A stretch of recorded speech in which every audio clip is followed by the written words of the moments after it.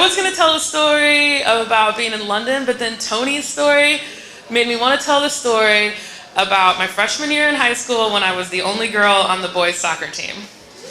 Because we lived in Texarkana, Texas, and they did not have a girls soccer team, but I played league soccer and stuff around there on a co-ed team. And so one of my friends from that team, and she was also in my grade in school. We were both freshmen at Texas high school. And she was like, I'm going to go play on a soccer team. Her brother was like a junior or senior on the team, like a big player. So I was like, that sounds good. She's like, you should join me. He'll take care of us. He'll make sure nobody picks on us and stuff. And so I was like, okay, let's do it. So we joined the 2 girls on the boys soccer team. Honestly, nobody gave us too much trouble because they knew we were allowed to be on the boys soccer team. But 2 or 3 weeks into practice, Jamie, my friend who convinced me to join the soccer team, quit the soccer team. So suddenly I was the only girl on the boys soccer team before we'd even had our first game. So I would play goalie before, but I was a fullback on this team because I filled in as goalie once, and to train me, they just sat me in the goal, and they had the senior, the varsity players just kick soccer balls at me the whole practice. Yeah. And it was very fast. I was just I was like, oh, okay, this is why I shouldn't be a goalie with these guys kicking balls.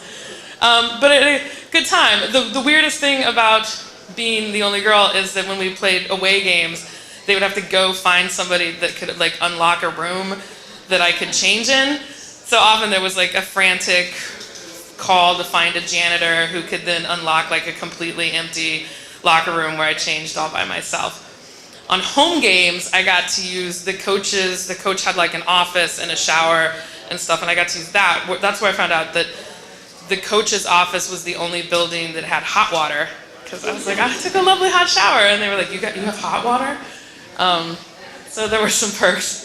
But on the first away game, I made a real big point. I knew that everybody was going to be like, oh, this girl is going to take forever to get ready. So when the game was over, I took a shower really quick and changed really fast and was on the bus in 10 minutes. And every guy that came on the bus after I was on the bus got ragged on for being slower than the girl and getting ready. So yeah, it was, generally Jamie's big brother, who was very protective. He let it be known that you weren't gonna mess with me.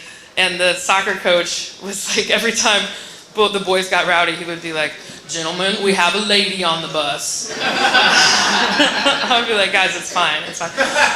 I did learn about everybody's girlfriend and who was doing what with who and who was cheating on who. I had all the boy gossip of the high school, because they stand in line to do the drills and they're like, oh, she won't put out, or something like that. It was a whole different perspective on high school gossip. So the other day I was cleaning out, my parents had brought a bunch of stuff, and I was cleaning out my attic to sell things at a garage sale. And I went through this Rubbermaid they brought that said Eileen's trophies on it, and I found this little trophy from my freshman year in high school that has I was like, why does this trophy have a male soccer player on the top of it? And it just said the little male soccer player and a little pedestal, and it said Eileen Joyce boys soccer. And somebody pointed out why does it say boys soccer? Couldn't it just say soccer? There wasn't a girls team, and they couldn't get me a little girl soccer player for the top of the trophy? I don't know. So it was just brought back the memories of the year on the boys soccer team. Woo!